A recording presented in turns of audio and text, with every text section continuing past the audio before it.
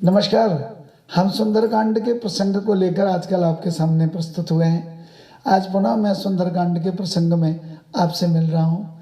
मित्रों, हमारे वहाँ जब हनुमान जी महाराज ने पूरी लंका का दहन कर दिया और लंका दहन करने के बाद अब माता सीता जी के पास फिर वही छोटा सा बानर बन करके आए। तो छोटा सा बानर बन करके आए और माँ भगवती सीता से बोले, माँ अब मैं आपके पास एक आई कार्ड लाया था। जैसे कि आजकल भी भैया कहीं पर भी आपको अगर जाना है तो आपको अपना आइडेंटिटी कार्ड देना पड़ता है, और आई कार्ड सबसे बढ़िया क्या है, आधार। यानी आपने अगर अपना आधार कार्ड दे दिया तो उसमें आपका पैन कार्ड, आपके सारी चीज़ उसमें डिटेल्स उसमें आ जाती है।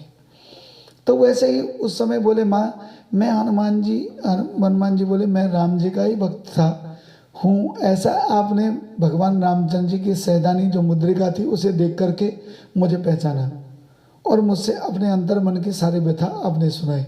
पर माँ अब एक चीज़ यहाँ पर फिर आती है कि मैं भगवान रामचंद्र जी के पास जा रहा हूँ और भगवान रामचंद्र जी को कैसे कहूँगा कि भगवान मैं सीता जी के पास से आया हूँ। यानी कि सीता जी के पास कोई चीज़ तो ऐसी हो सीता जी के पास से ले जाई हुई कि जिससे कि राम जी को विश्वास हो कि मैं आपसे मिल करके आया हुआ हूँ।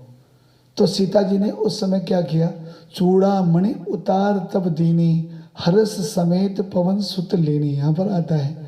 तो मैंने अक्सर देखा है कि लोग वहाँ पर चूड़ामणि का मतलब चूड़ियाँ समझते हैं, और अक्सर रामलीलाओं में ऐसा होता है कि लोग चूड़ी उतार करके सीता जी जो है वो जो है हनुमान जी के हाथ में रख देते हैं। असली में वो चूड़ामणि नहीं, वो चूड़ामणि का मतलब क्या है, चूड़ामणि कहते हैं, चूड़ा कहते हैं बालों से, जिससे कि बाद में बिगड़ते बिगड़ते वो चूड़ा जो है वो क्या बन गया, जूड़ा बन गया। जूड़ा जिसे हम कहते हैं बालों का, जो हम पीछे से वो गुथे रहते हैं तो उन्हें हम जूड़ा कहते हैं, वो बाद में जूड़ा बन गया। असली में वो चूड़ा शब्द है। यानी कि भगवान श्री रामचंद्र जी जब सबसे पहले सीता जी के पास विवाह के बाद आए तो वो उन्होंने गिफ्ट रूप में भगवती सीता को जो है सबसे पहले चूड़ामणि यानी हेयर क्लिप दी। यानी कि रत्नों से जड़ी हुई थी और वही हेयर क्लिप दी। और क्यों दी, क्योंकि उन्होंने कहा कि देवी स्त्री का बाल खोल करके रहना कभी भी अच्छा नहीं होता, क्योंकि जब जब जिस युग में स्त्री ने बाल खोले हैं और जहाँ खोले हैं उस जगह पर विनाश होता है।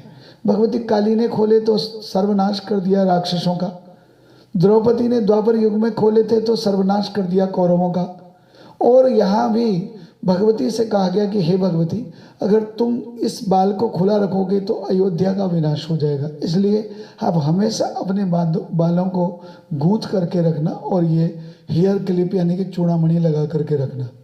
बस सीता जी ने सहर्ष उसे स्वीकार कर लिया और हमेशा अपने बालों को गूंथ करके रखती हैं। और आज हनुमान जी को चूड़ामणि निकाल करके देने का मतलब यही था कि हे हनुमान, राम जी को संदेश दे दो कि अब वो दिन दूर नहीं है कि जब रावण का विनाश होने वाला है, क्योंकि आज से मैं अब अपने बालों को खोल रही हूँ।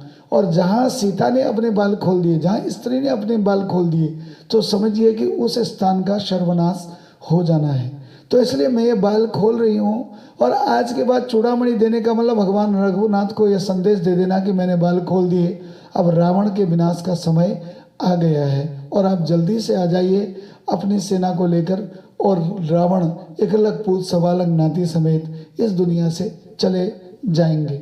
यही चीज़ का प्रतीक था।